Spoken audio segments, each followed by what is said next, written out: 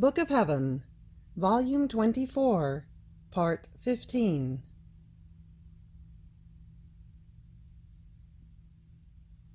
September 16th, 1928. In conceiving, the Virgin conceived the kingdom of the Fiat. In being born, she gave back to us the rights to possess it. Difficulties in writing. Wounds that Jesus receives.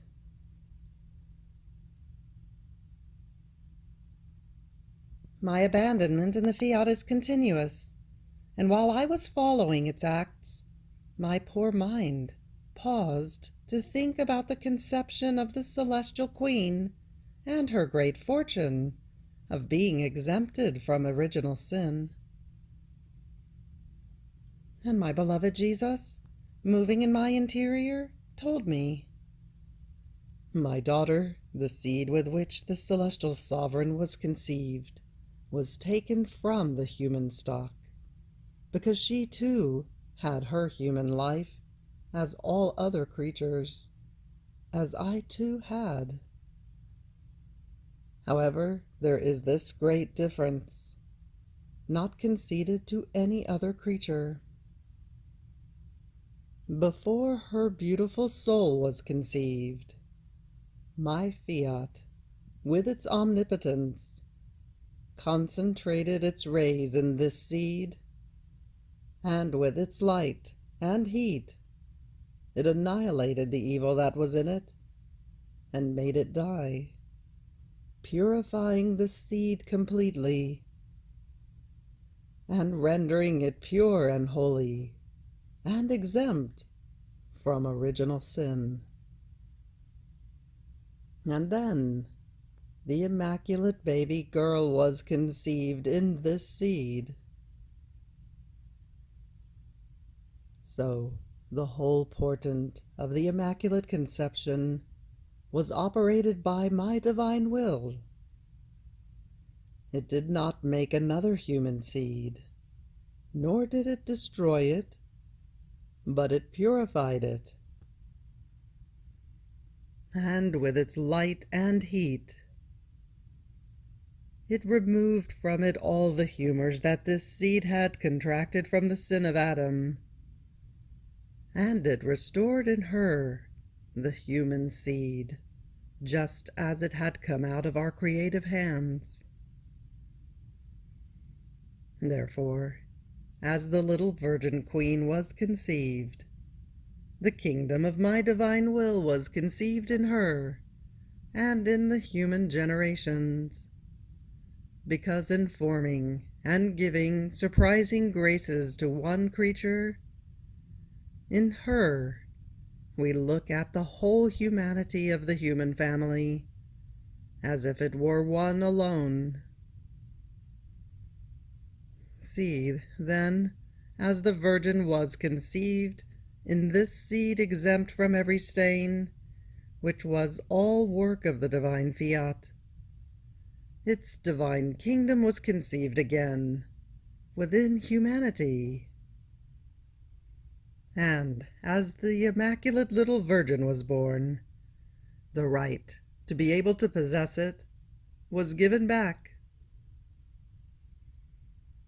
Now, when I came upon earth to take on human flesh, I made use of the seed of the Sovereign of Heaven, and it can be said that we worked together to form again this kingdom of ours in the human generations. So there is nothing left but to know it in order to possess it. And this is why I am manifesting what belongs to my kingdom and to my divine will, so that the creature may cover its ways, follow our steps, and take possession of it. And my divine will, with its light and heat, will repeat the prodigy of removing the bad humors that the human seed possesses, and in order to be sure, it will place the seed of its light and heat and will constitute itself life of that seed. And so they will exchange possession.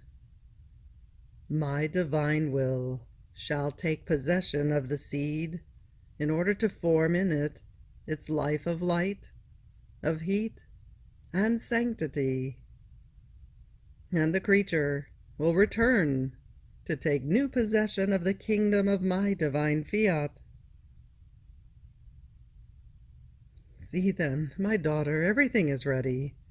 Nothing else is needed but to make it known. And this is why I so much yearn that what regards my divine will become known, to cast into creatures the desire to possess a good so great, so that my will, drawn by their desires, may concentrate its luminous rays, and with its heat perform the prodigy of giving back the right to possess its kingdom of peace, of happiness, and of sanctity. After this, having to write what Jesus had told me, I found it almost impossible. And as I tried the first, the second, and the third time, and seeing that I could not manage, I thought to myself that blessed Jesus no longer wanted me to write, and therefore I too should not want it. So I dismissed the thought of trying harder. But then I wanted to try again, and I seemed to manage, and with even greater ease than other times. So I thought to myself, and why so many sacrifices, so many difficulties, attempts and new attempts to write, without managing to do it? And after so many difficulties, doing it with ease. And my sweet Jesus, coming out from within my interior, told me, "My daughter, do not be concerned. I wanted to take pleasure from you a little bit, and to enjoy the sweetness squeezed out of your sacrifices. As you tried to write and could not manage, and tried again, I felt wounded by your love, in wanting to sacrifice yourself to fulfill my divine will for you to write.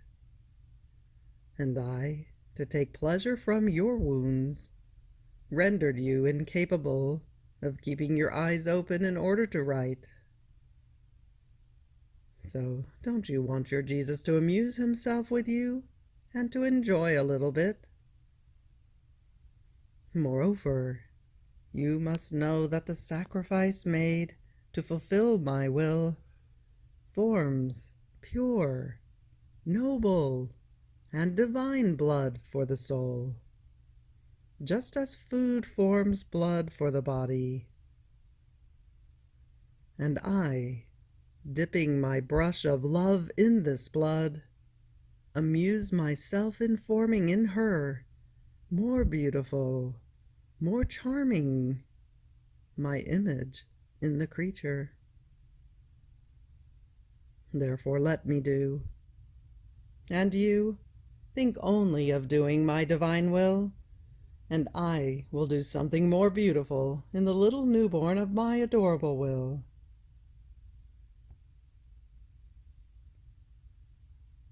September 21st, 1928. How, from the beginning of creation, God has always given to man the siege of the human will. Value of the acts done in the divine volition. Example of the sun.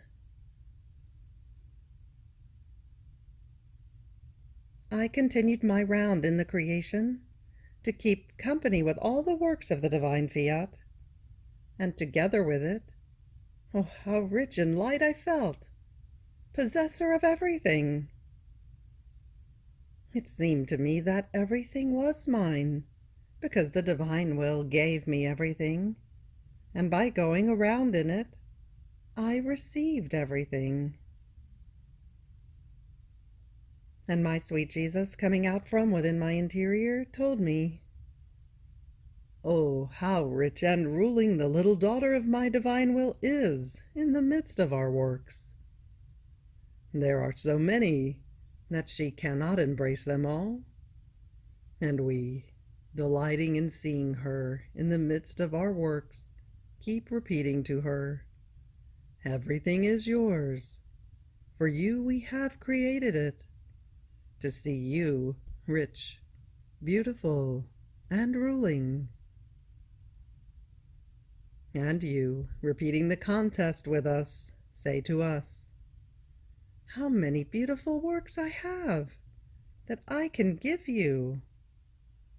All of your works are mine, and I return them to you, into your arms, as the glory and triumph of your works."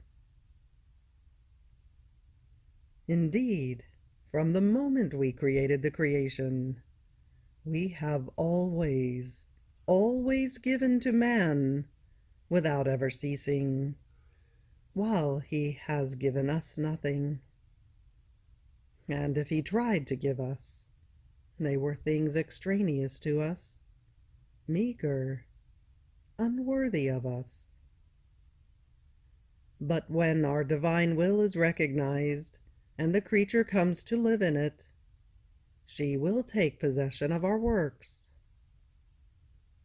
Then will we cease to give, because we have given enough, so much that she will not be able to embrace them all.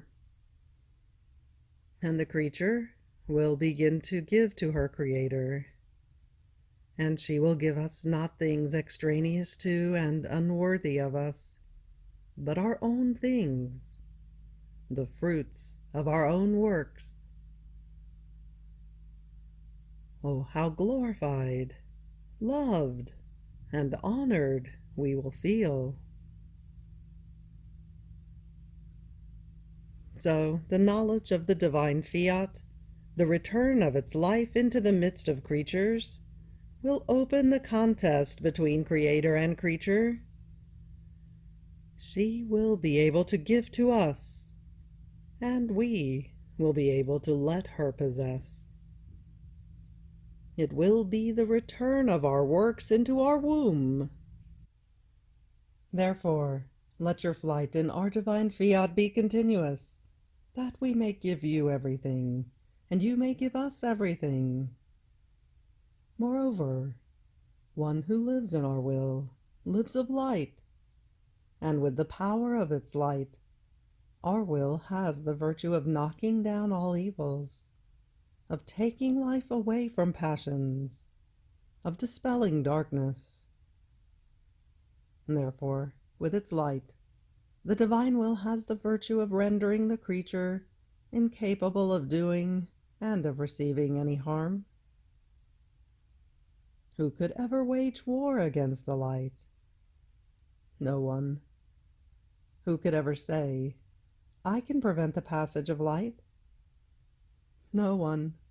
And if anyone tried to do it, the light would laugh at him, and with its triumphing virtue it would invest him, pass him from above, from below, from everywhere, and making fun of him, while following its course, it would keep him under its power and pressure of light, unless he went to hide himself in some dark abyss. Does the sun not do this? Much more so does the Son of my will. And the soul who lives in this light does nothing but expand the capacity of her intelligence to be able to receive more light. So each act done in my divine Fiat forms, with its light, the void in the human mind to be able to communicate more greater light. After this, I was thinking of how the kingdom of the supreme Fiat could come. And my sweet Jesus added, "My daughter, all things in my hands can be means to obtain the intent that my divine will be known and reign in the midst of creatures. I will act like a king when he wants a city to surrender to his dominion. He lays siege to it, He makes its people touch with their own hands how, if they do not surrender, he will make them die of starvation. And when the people see that they lack the means of life in order to live, they surrender. And the king will lift the siege, and ruling will enter the city, and will provide in a superabundant way all the means of life. He will give them feasts, amusements, and will render that people happy. So I will do. I will lay siege to the human will. I will embitter and destroy what serves to nourish it, and therefore many chastisements will occur. That will be nothing other than the siege I will lay to all that is human, in such a way that, tired, disillusioned, they will feel the need for my divine fiat to reign in their midst. And as soon as it sees that they long for it, it will take dominion. It will provide them with everything in abundance, and will render them happy. Therefore, you have no concern. I know how to dispose all the events in order to obtain the intent. Then I was thinking to myself about the great value of our acts done in the divine fiat, which is such that, while the act is one, it can extend to all. And my sweet Jesus, moving in my interior, told me, "My daughter, just as the light of the sun, with one single blow of light, gives light to the whole creature, in such a way that, in the same instant, and with one alone of its acts, it gives light to the gaze, to the mouth, to the hands, to the steps, to everything. Nor does it need to repeat its act of light so many times for as many members as the creature has, but one single act of light is enough for everything, so that each member and object may have its light all to itself. The same for the acts done in my divine volition. Since they are children of the light of my divine will, with one single act it can make light for all. It can extend it everywhere, because it is a virtue and a property that the light of my divine fiat possesses within itself, that with one single act it can give light to all. And if there can be any difference, it is on the part of those who receive it. One who is disposed takes the good of the light and profits from it. One who is not disposed, even though he feels himself full of light, does not take the good it contains. It happens as to the sun, that gives light to all, and no one can say, "To me it does not give its light." And since all can receive it as they please, it provokes no jealousy. However, there can be great difference. Some make use of the light in order to work, and they earn their profit. Some enjoy the light and remain idle, earning nothing. Some make use of it to amuse themselves. Some to sin. The light does not change. It is always light, and performs its office of light. But not all of those who receive it make a profit of it, or use it in the same way. Such is my divine will, and the acts done in it. They are always light, But those who profit from this light are the ones who are disposed. September 24th, 1928. How it is will of God for him to give his kingdom, but the creature must dispose herself. Example of a father. The only purpose of the whole creation, that the Fiat reign in the midst of creatures. The way that Jesus has in telling his truths.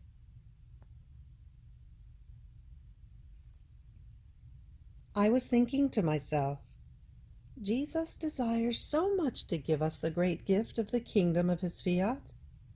He yearns to. He wants to. Now, why does he want us to pray in order to give it to us?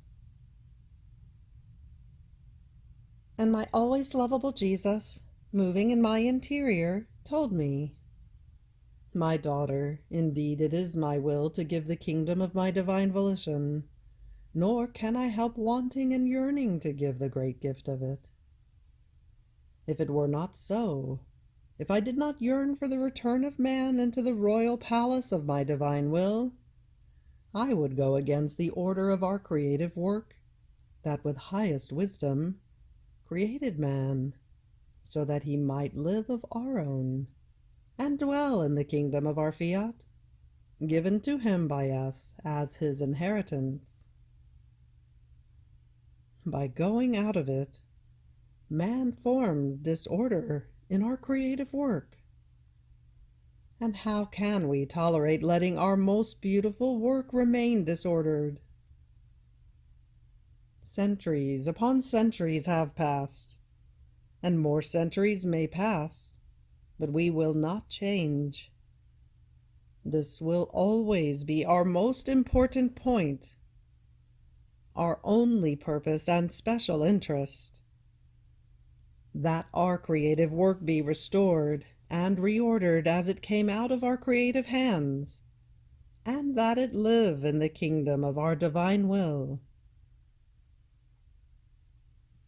We, our adorable Majesty, find ourselves in the condition of a father whose son was once happy, of a rare beauty that brought him joy and happiness, and lived as the owner of the inheritance given to him by his father.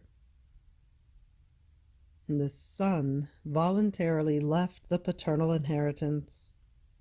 He rendered himself unhappy, and broke the beautiful and pure joys between father and son. Now, what would the sorrow of the father not be, and his sighs, his tears, and his unshakable will for his dear son to return to be happy? More so, since the inheritance given to the son exists. The father himself keeps it in custody, and he longs for his son to take possession of it once again. But in the midst of so much sorrow, tears, and sighs of this father, his will is resolute. He wants his unhappy son to desire, to pray, that his paternal inheritance, his lost happiness, be returned to him. This disposes the son to receive and to appreciate his happy state, the return of his inheritance. And the father, drowned with love for his dear son, will say, "Your praying has formed a right over my heart that burns for you. Take again what you lost. You have deserved it. I am content as long as I see you happy, and I can say, my son is no longer unhappy, but happy." Now we are more than a father, even more.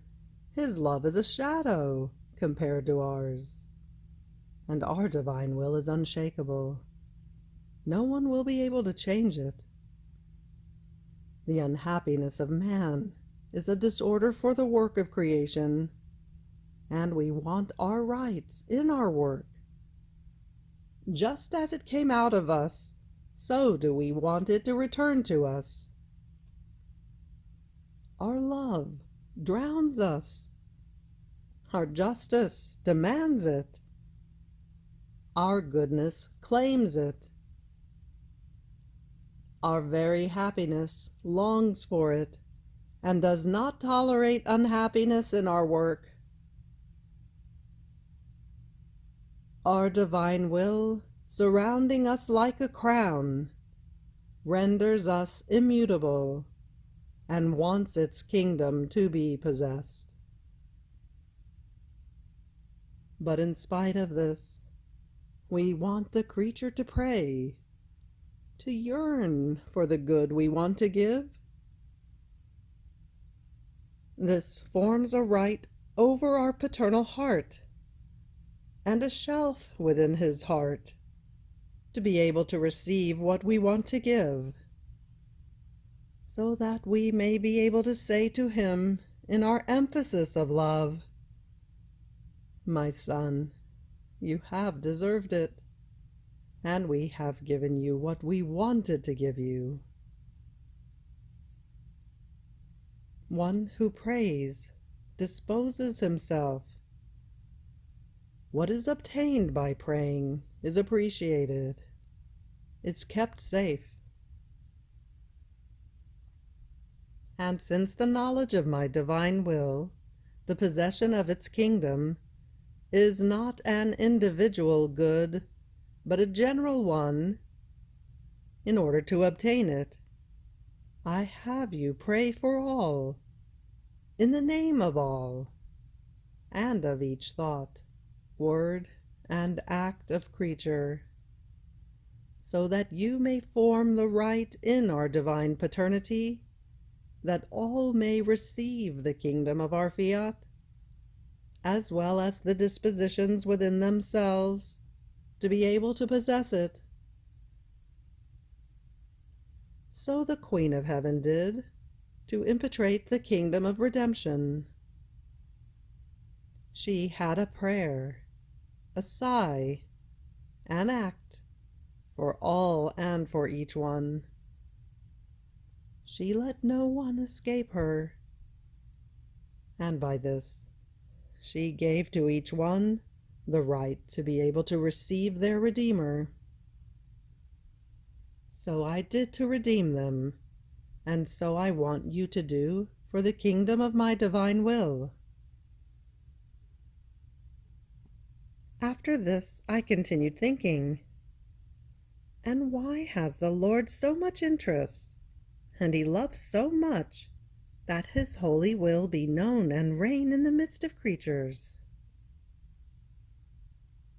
And my sweet Jesus added, "My daughter, because the first purpose, act, and end of creation was that our divine will alone reign. And in order for it to reign, it is necessary to know it. It was our will that entered the field of action in creation, that imposed itself on the nothing with its creating fiat, and created heavens, suns, and many beautiful works, and also man. And in all the works it created, it placed the seal of its omnipotent fiat as the indelible sign that it would remain inside each of its works, as ruling king inside his kingdom. So the purpose of creation was not our power, our goodness, our justice, our immensity, and the like, and if all of these, our attributes, concurred in it, it was as consequence, not as purpose. And if we do not obtain the purpose, it is for us as if we had done nothing. And since all created things were made for man, and man for us, here is why: by necessity of love, by right of justice, for the honor and decorum of ourselves and of all our works, and as the fulfillment of our purpose, we want our divine will to reign in man as origin, life, and end of his whole being. If you knew how much my fiat suffers in looking at man, it looks at him and says in its sorrow, I made him, truly, with my creative hands. He is my work. He is truly the one whom I so much delighted in creating. Yet I am not inside of him as in my kingdom. He broke my seal, and putting me out, he destroys for me the purpose for which I gave him life. See then how it is of absolute necessity that my divine will be known and reign. And until it does, our most beautiful works cannot produce for man the goods that they contain. The very work of redemption is without fulfillment.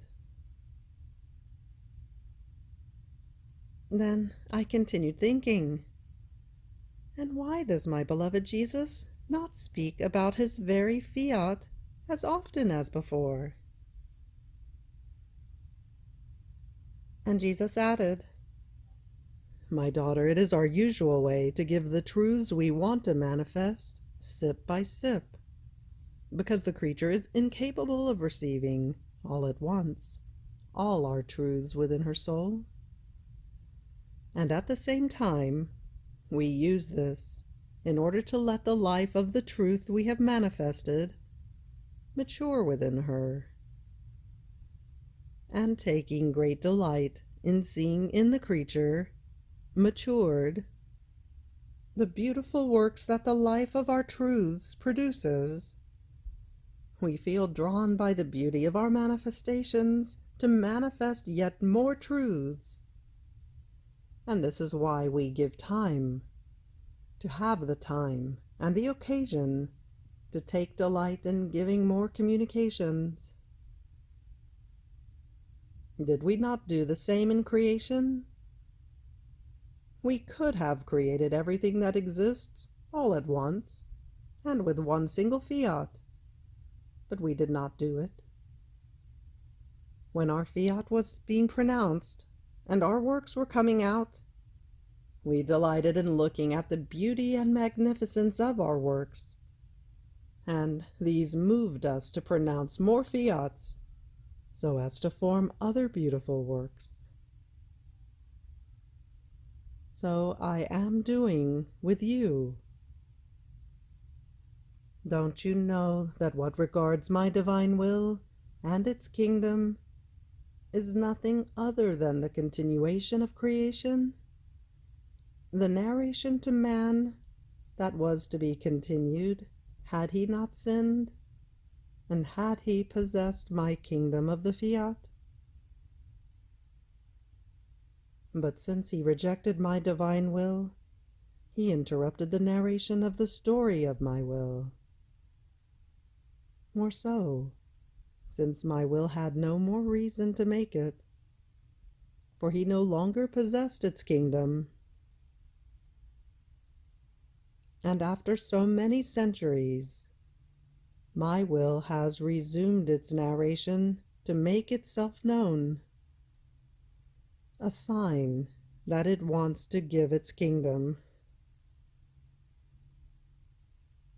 Therefore, what I manifest to you about my divine will is nothing other than the continuing from the beginning of creation, in order to narrate the life of the divine will. September 28th, 1928. One who lives in the divine will can form light. Each truth about it contains a happiness, one distinct from the other. My abandonment in the divine fiat is continuous. It seems to me that it does not leave me even for one instant, and I feel its light within me and over me, its creative strength, its life, that while it is inside of me, has always something to give me. And what does it give me? It gives me ever new light, new creative strength, new growth of its very life, in such a way that I feel like a sponge soaked with the divine will. And even though my sweet Jesus keeps me almost without his adorable presence, or at most with a few fleeting flashes of it, the light of his divine fiat never leaves me. And if my poor heart feels it is about to be drowned because of the pain of being without him, the light of the fiat darts through me more strongly and eclipses the pain from me. And as I feel inseparable from it, it makes me follow its divine acts. So, while I was following the acts of the divine volition, my beloved and highest good, Jesus, coming out from within the light of his fiat, told me, "My daughter, as the soul places herself in the act of doing her act in my divine will, she places herself in the source of its light, and forms her own light within it. And if you knew what it means to be able to form light, what glory, what honor for the creature to acquire the virtue of being able to form light. To no one is it given to be able to form light, only to one who lives in my divine will. In fact, my will nourishes the soul with light, and she, feeding on light, acquires the gift and the natural property of forming light. And oh, how delightful it is for us to see that the creature, within the source of our light, forms her own, to give it to us and say, 'Adorable Majesty, eternal light you are, and light you give me, and I bring you my little light as the greatest homage, the most intense love, that squeezing the sponge of my little being soaked with your light, forms my light for you, to give it to you.'" So many beautiful scenes of light form between the soul and God, with the harmony of all the colors that the light possesses. What does light not possess? It possesses colors, sweetnesses, fragrances, flavors of all kinds. So the scenes alternate, one more beautiful than the other. Here is, then, how the living in my divine fiat calls back within itself the beginning of creation, and repeats for us the joys and the feasts of the beginning of it. The creature enters our order, into our acts, and gives us joys and happinesses, and we keep impressing our likeness upon her forehead. After this I was continuing my acts in the divine volition, and my sweet Jesus added, "My daughter, great graces have I given to you, and through you to the whole world, by manifesting to you so many truths about my divine will. In fact, not only are my truths divine lives that my highest goodness puts out, by locating this life of its own for as many truths as it manifests, but each of these lives contains a happiness, one distinct from the other, to be communicated to creatures. and a glory, one different from the other, that creatures can give to he who has manifested it. However, these happinesses will be communicated to creatures when they come to know these truths. They are like as many queens, each of whom possesses properties vast and distinct from one another, and they are waiting for the peoples to know that these queens exist, and that they contain their properties, and yearn and want to enrich and make happy the ones because of whom they were issued from our divine womb. And if you knew how suffocated our love remains, after having released so many happinesses from our paternal womb, for as many truths as we have manifested, in seeing that creatures do not enjoy these feasts, nor give us the glory that they should give us, because they ignore such a great good, and only because they do not want to occupy themselves with making known a good and graces so great. This is a sorrow for us that you cannot comprehend. Therefore pray incessantly that my divine will be known and reign in the midst of creatures, so that, as Father, I may break the bread of happiness for my children. October 3rd, 1928. Exchange between Jerusalem and Rome. In creating man, God placed as many seeds of happiness in him for as many things as he created. My poor mind was thinking about many things regarding the divine will, especially about how its kingdom could come, how it could spread, and many other things that it is not necessary to write on paper. And my beloved Jesus, moving in my interior, told me, "My daughter, if Rome has the primacy of my church, she owes it to Jerusalem, because the beginning of redemption was precisely in Jerusalem. Within that homeland, from the little town of Nazareth, I chose my Virgin Mother. I myself was born in the little town of Bethlehem, and all of my apostles were from that homeland. And even though, ungrateful, she did not want to recognize me and rejected the goods of my redemption, it cannot be denied that the origin, the beginning, the first people who received the good of it were from this city. The first criers of the gospel, those who established Catholicism in Rome, were my apostles, all from Jerusalem, that is, from this homeland. Now, there will be an exchange. If Jerusalem gave to Rome the life of religion, and therefore of redemption, Rome will give to Jerusalem the kingdom of the divine will.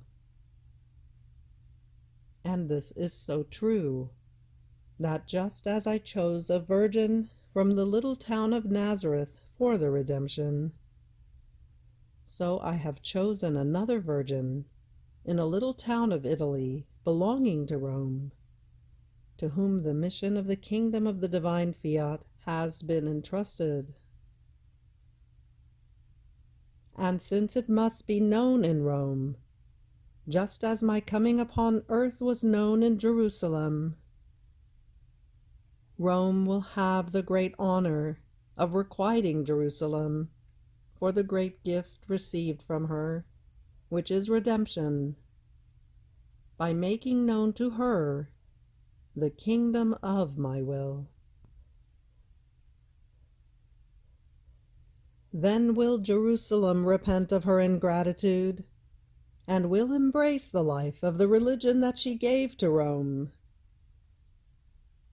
And grateful she will receive from Rome the life and the great gift of the kingdom of my divine will. And not only Jerusalem, but all the other nations will receive from Rome the great gift of the kingdom of my Fiat, the first criers of it, its gospel, all full of peace, of happiness, and of restoration of the creation of man. And not only will my manifestations bring sanctity, joys, peace, and happiness, but the whole of creation, competing with them, will unleash from each created thing each of the happinesses it contains, and will pour them over the creatures. In fact, in creating man, we placed in his being all the seeds of the happinesses that each created thing possessed, disposing the interior of man like a field that contained all the seeds of happinesses. So much so that he has within himself all the tastes to be able to savor and receive into himself all the happinesses of created things. If man did not possess these seeds, he would lack the sense of taste, of smell, to be able to enjoy what God had put out of himself in the whole creation. Now, by sinning, man caused all these seeds of happiness that God had infused in him, in creating him, to fall ill. And therefore he lost the taste to be able to enjoy all the happinesses contained in creation. It happened as to a poor ill one, who cannot enjoy all the flavors contained in foods. On the contrary, he feels heaviness. Food itself converts into pain. Everything gives him nausea. And if he takes it, it is not because he enjoys it, but in order not to die. On the other hand, one who is healthy feels taste, strength, warmth, because his stomach has the strength to assimilate the goods contained in foods, and he enjoys them. The same happened in man. By sinning, he caused the seeds and the very strength to be able to enjoy all the happinesses contained in creation to fall ill, and many times they convert into pain. Now, with the return of man into my divine Fiat, the seeds will acquire health, and he will acquire the strength to assimilate and to enjoy all the happinesses present in the order of creation. So, a contest of happiness will begin for him. Everything shall smile at him, and man shall return to be happy, as God had created him. Deo gratias. You have reached the end of the Book of Heaven, Volume 24. Fiat.